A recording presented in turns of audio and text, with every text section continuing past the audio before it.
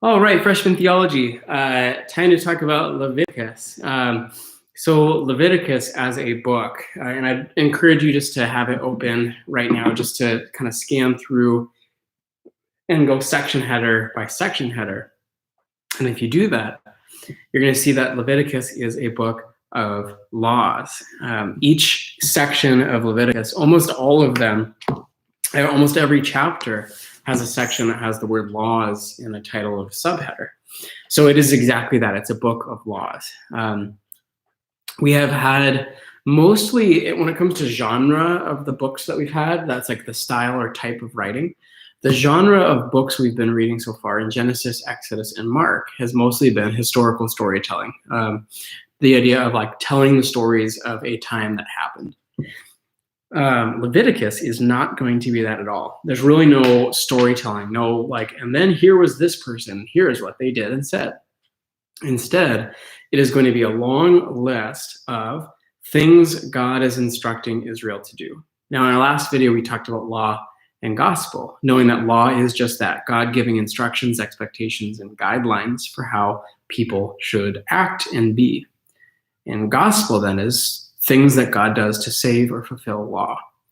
So I want to just remind you, as we kind of work through Leviticus a little bit, I want to remind you to think through how law, as God gives law hand in hand with gospel. That it's not just all a God that's saying, do this, do this, do this, but it's a God saying, here are ways that life can look that we can all strive for, but also then here are ways that I'm saving you in the midst of all of it. So Leviticus, I'm going to kind of go through with the notes that I've posted in the digital resources section of this lesson. So follow along, write down those notes into your notebook so you can kind of keep that going and just listen and follow along from there. But Leviticus, as we've said, it includes a compilation of law, which is meant to structure life and then ritual practice for Israel. Now, the word ritual can be weird because we think of it as terms of like something that's like something other groups do. Think of ritual just as actions that are ceremonial or routine or religious. For example, a ritual we have at Valley is at the start of every, or at the end of every chapel, at the end of every chapel we say, go in peace and serve the Lord. Thanks be to God. It's a thing we do every time together. That's ritual, that's practice. So the laws that we see in Leviticus are laws that are meant to teach Israel what their daily and annual lives can look like as a community following God.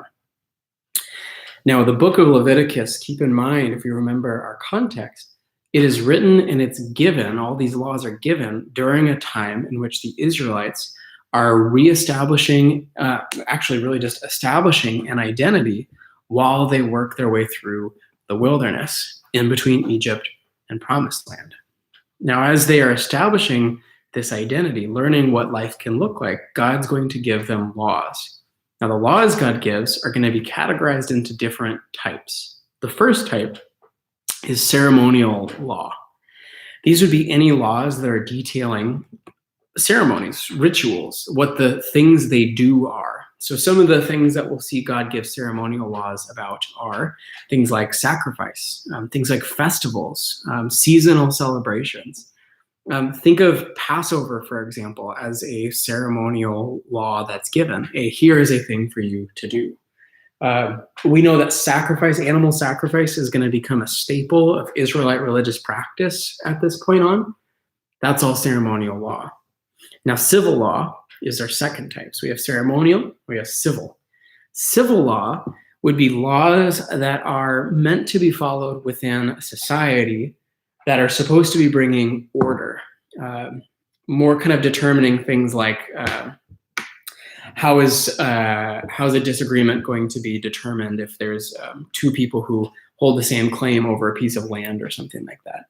These are laws, they're not necessarily like moral based. They're not meant to be laws that are seen as like, this thing's bad, so don't do it. It's more meant to be able to give order. Like a civil law today, for example, think of like speed limits as civil law. It's not necessarily wrong to go fast, but having a speed limit keeps order, keeps safety. The third kind, so we had ceremonial, civil, and the third kind is moral law. Moral law would be what is good, right, and true in the eyes of God. These are the things to do because they're good, they're moral. And to not do them would be evil or immoral or bad, however you want to say it. Think of a lot of what the Ten Commandments would be guiding people towards as moral. Jesus, and this is something I want to just point out to you, because we can get hung up sometimes in Leviticus on like, do any of these things apply to us today here?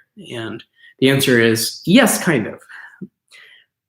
Jesus on the cross fulfills all types of law, meaning if we aren't following these types of law, Jesus is the one who's held accountable to it. Jesus takes on all of the judgment of God. However, we still strive to follow some civil and all moral laws as a reflection of praise. Think of it as like, because God saved us, I'm going to then try to be kind to other people around me who are vulnerable. Because God loved me when I was broken and vulnerable and sinful, I'm going to love other people who are broken and sinful too. Why? Because God loved me first. This is an important reminder for us in our study of Leviticus. Now, as far as some structural overview, and we're going to do part of it today and another part of it in the next week. The first 7 chapters, if you look through their section headers, are all about different types of offerings and sacrifices that the Israelites are supposed to carry out. One thing to say, the sacrifice system for Israel is very complex and detailed, but the whole point of sacrifice for the Israelites is to be able to be made clean, to be able to be forgiven. The Israelites, the way that they kind of start thinking is that God is like in this center of a circle of holiness, and that if you are clean, ritually clean, like your life you've been living the right way, then you can be near to where God is. Whereas the more things you do that you're not supposed to, or the more laws you kind of don't follow, then the farther away from God you become. Doing a sacrifice then allows you to be made clean and get close to God again. Why is this important? Here's why. It's important to know that in a book of laws, the first thing that God teaches Israel is that they have ways to be forgiven and to be clean. It shows us the heart of God in all of these laws, that these laws exist to be able to connect people back to God, not force them away from God. God's not giving these laws to say, I know you're not going to be able to keep these, and so good luck. God gives these laws saying, hey, even if you don't follow these, know that there is a system for you to be made clean, to be made good, to be forgiven, and to be close to God again. And all would reshape how the Israelites view sacrifices and offerings post-Egypt. Remember in the Egyptian religious systems, right? Offerings to gods, what are they meant to do? They're meant to try to get the gods to care. They're meant to try to get the gods to pay attention to you, to try to bait them into giving you blessing. The Israelites don't need to give God of Israel, they don't need to give Yahweh sacrifices to get God to care. God promises that God cares eternally about God's people. And so these sacrifices then are to be able to help clean the hearts of the Israelites themselves. All of this system of offering and sacrifice was to be monitored and facilitated by the priests. Now, the priests in ancient Israel, a little bit different than priests today. So if you come from a religious background that has a priest-type system, don't immediately think of that. It's similar, but there's a couple things Israelite priests would have been experts of that we don't expect of any types of priests today. In ancient Israel, priests, the whole point of why they existed, the role of a priest would be to connect people to God, to guide people from being unclean to clean.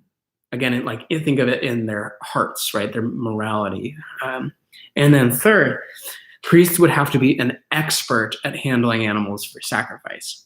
In this sense, think of like a priest as like a butcher. They need to know the different cuts of meat, the ways to be able to sacrifice the animal in the way that God's teaching. That's something that would be expected of priests then, but not now. In all of this, remember that we are taught later on in the New Testament that Jesus is the fulfillment of what it means to be a priest, that he became the ultimate sacrifice to be able to make us clean and connect us to God. Next week, we're going to focus on the middle portion of Leviticus, which is where we learn about the Day of Atonement. It's in that we get to see this amazing symbol of gospel within a book of law. It teaches us that God gives law to then be able to then have gospel as well. Make sure you get these notes down. There is a few other videos for you to watch and activities to do this week, so make sure you go through all of them and don't wait till Sunday to handle everything. Blessings on your week, and I look forward to seeing you guys next time.